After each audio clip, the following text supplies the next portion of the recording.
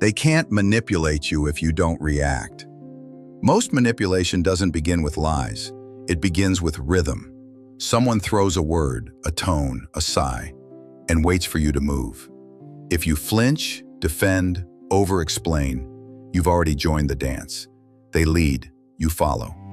But the instant you stop reacting, the music dies. True control begins not with dominance, but with stillness. The world expects movement. When you stay still, you disrupt the pattern. When you stop explaining, you break their script. When you stay calm, you stop feeding their illusion of power. If you've ever felt drained from trying to prove your intentions, if you've been guilt-tripped, gaslit, or drawn into endless arguments, this message is for you. If it resonates, take a second. Like this video, subscribe, and comment where you're watching from. It helps me know these words are reaching real people who need them tonight. Now let's begin. 1. The mechanics of manipulation. Manipulation thrives wherever emotion outruns thought. It isn't about truth, it's about control of tempo. They push, you respond. They act hurt, you comfort. They accuse, you justify. Every reaction teaches them something about how to move you next time. In every manipulative exchange, there are 3 layers. First, the hook, a comment designed to trigger emotion. Second, the frame, the false reality they build around it. Third, the leverage, your own reaction turned against you. Example, they sigh and say, "I guess you're too busy for people who care." Hook, guilt. Frame, you're the selfish one. Leverage, your need to be seen as good. You rush to prove you're not neglectful, and now they own the tempo of the conversation. Machiavelli wrote, "Men judge more by the eye than the hand." Manipulators know this instinctively. They perform emotion to steer perception. The more reactive you are, the easier you are to choreograph. But when you slow down, when you respond on your time instead of theirs, you strip their theater of oxygen. The silence between their sentence and your reply becomes unbearable for them. Psychologists call this affect control. It's the space where you decide whether to mirror chaos or absorb it. The average person mirrors. The strategist observes. Observation turns emotional traps into data. You start noticing tone shifts, timing, eye movements, the subtle smirk after a jab. You see the engine behind the words, and once you see it, you can't be moved by it again. Non-reaction isn't coldness, it's clarity. It's the decision to protect your peace even when provoked. 2. The power of pause. Every manipulator fears the pause, because silence is the only space they cannot script. A pause is not absence, it's power, suspended in midair. It forces truth to echo. The person who pauses first owns the frame. In ancient warfare, generals studied not just terrain but timing. They struck not when the enemy attacked, but when his rhythm became predictable. Emotion is no different. When you pause, you reset the rhythm of battle. Here's what the pause does. 1. It reveals intent. Most manipulators fill silence to escape self-awareness. Give them 10 seconds of stillness, and they'll start explaining the trick they meant to hide. 2. It exposes dependency. They need your response to validate their power. Withhold it, and watch their confidence evaporate. 3. It creates contrast. Your calm next to their chaos becomes visible to everyone in the room. You don't have to defend yourself. People will see who's in control. Try this the next time someone provokes you. Before you answer, breathe. Count to 5 inside your head. Watch how the energy shifts. Their voice rises. Their sentences lengthen. They start guessing your thoughts. That's the moment they lose control. Silence is not emptiness. It's pressure. Handled right, it makes truth surface like air bubbles in water. Even in Scripture, when Jesus stood before Pilate, he answered nothing to the accusations. His silence unnerved power because it revealed the insecurity behind it. That's divine restraint, the art of standing still while the world projects chaos. In modern life, that same art protects you. When colleagues bait you, when relatives guilt-trip you, when someone's tone drips with condescension, Pause. Let their words echo back at them. By the time you finally speak, you'll be choosing words that cut with precision, not reaction. The pause is the birthplace of strategy. 3. The mirror effect. When you stop reacting, you become a mirror. And mirrors terrify manipulators. They rely on distortion, on twisting perception. But a calm person reflects reality too clearly. Your stillness becomes their exposure. They'll accuse you of being distant, cold, arrogant. Translation: my tricks don't work on you anymore. Mirroring happens naturally when you refuse to feed emotional chaos. Their anger bounces back at them. Their guilt tactics echo in their own ears. They start over-talking, over-explaining, over-justifying, because the silence between you is louder than any argument. Think of it as psychological Aikido. You don't block force, you redirect it. When they push guilt, you let it pass.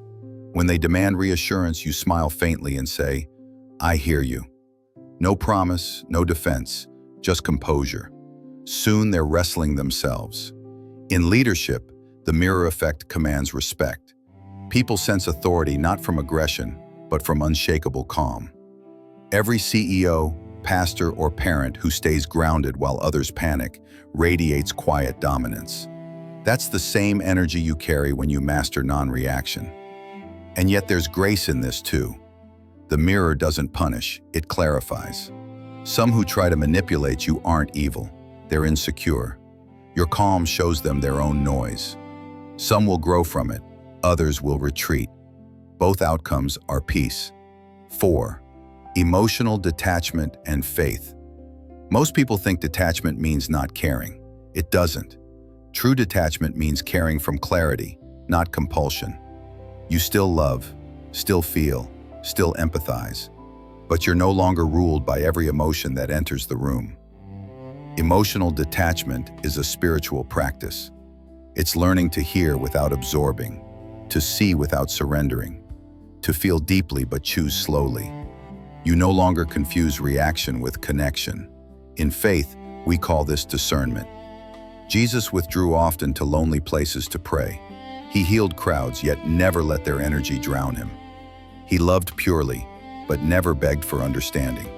That's divine detachment, love without dependency. Manipulators prey on unguarded empathy. They sense who wants to be liked, who fears being misjudged, who feels guilty for saying no. And so, the battle begins not around truth, but around your need to be seen as good. When you learn to detach, that hook breaks. You stop performing kindness for people who weaponize it. You start realizing that God doesn't need you to please everyone. He just needs you to stay aligned with peace. Detachment doesn't mean indifference. It means your peace no longer negotiates with chaos. It's faith in motion, the belief that you don't have to fix every perception to stay worthy. 5. Strategic silence in relationships. Every manipulative relationship has the same cycle. Idealize, devalue, provoke, then blame. It's not love they seek, it's control. They test how much silence you can't stand. They test how much guilt you'll carry. They test how far you'll bend to restore false peace. Strategic silence breaks that pattern. When you don't rush to repair what they've broken, they panic. Their illusion of power depended on your immediate reaction. They text you, "So I guess you don't care anymore." You don't reply. They post something cryptic online. You stay still. Hours later, the silence begins to work on them, not you. Strategic silence doesn't punish, it purifies. It filters out relationships built on control. The ones who truly value you will reach with humility. The ones who only valued your reaction will fade. The hardest part is sitting through the noise their insecurity makes. They'll project, gossip, spin stories. Let them. Every lie dies without an audience. You don't need to correct what time will reveal. If they were meant to stay, silence won't scare them. It'll sober them. If they were meant to leave, silence will guide them out. Either way, peace returns to your doorstep. 6. Reclaiming the frame. The manipulator's true weapon is the frame, the invisible context where they define the rules. If they make you explain yourself, they've already defined you as guilty. If they make you comfort them, they've already made you responsible for their emotions. Reclaiming the frame begins with awareness. Ask yourself, who is setting the emotional tone here, me or them? When they say, "You're overreacting," the untrained mind argues. The trained mind reframes, "I respond how I choose." You don't set that measure. When they say, "You're selfish," the untrained mind defends. The trained mind reframes, "It's not selfish to protect my peace." Frame control is not loud, it's logical. It's the art of refusing to argue definitions designed to trap you. If you need words, keep them minimal. Short phrases close the loop. Long ones keep it open. Say, "I understand your view." Not, "Let me explain why that's not true." The first ends the scene, the second fuels it. And sometimes the best frame reclaim is silence itself. A calm gaze that says, "I no longer need to convince you." 7. Compassion without compliance. Manipulation feeds on guilt, and guilt feeds on your desire to be kind. But compassion doesn't mean compliance. You can be understanding without being used. You can forgive without granting access. You can love someone and still walk away. In life and faith, boundaries are not walls. They are stewardship. You are responsible for your energy, your peace, your focus. When you hand those over freely to the wrong hands, you violate the gift God gave you. Even the most loving heart must learn selective compassion.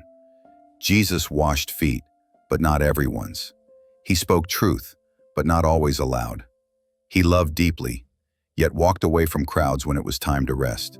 So, when you feel guilt for saying no, remind yourself, you're not rejecting a person, you're respecting your peace. Kindness with boundaries is still kindness, just wise. When you practice compassion without compliance, you transform manipulation into revelation. You start seeing who was with you for love and who was with you for leverage. And once you see that, you can't unsee it. 8. The spiritual discipline of stillness. Stillness is not passive. It is the highest form of faith. When you stop reacting, you declare, "I trust that time and truth will do what my emotions cannot." Every great spiritual teacher knew this. Stillness is where power gathers before movement. The impatient rush into noise. The wise prepare in silence. In a noisy world, your calm becomes prophetic.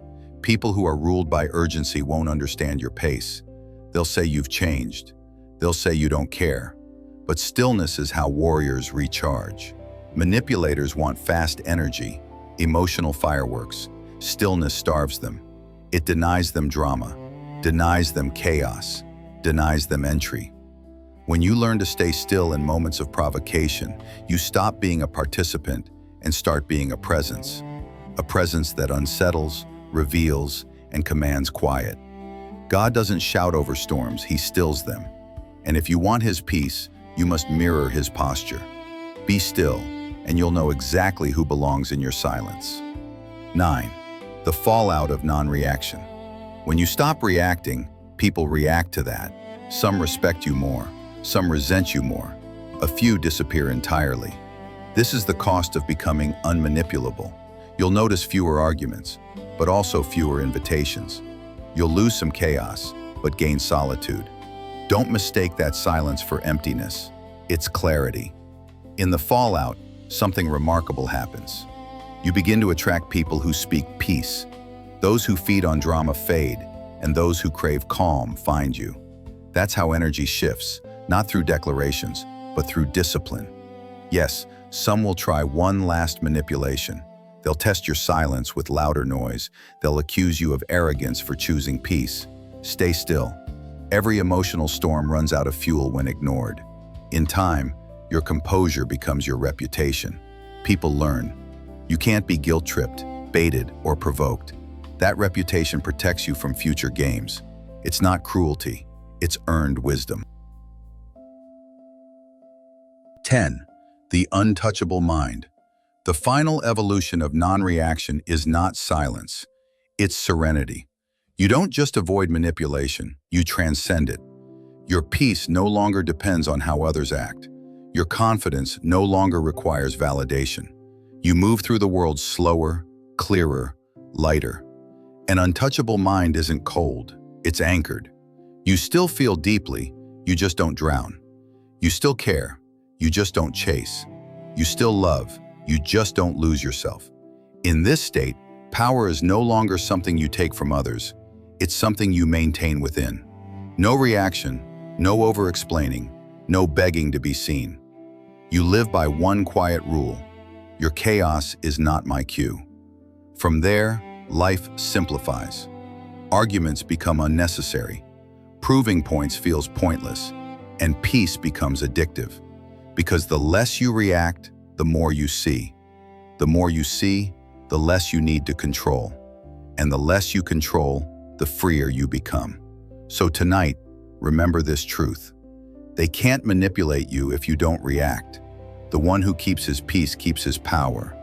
The one who pauses controls the frame. The one who stays calm owns the moment. You don't need revenge. You don't need validation. You just need mastery. The mastery of knowing when to speak, when to walk away, and when to stay silent. In the end, peace wins every war that pride starts.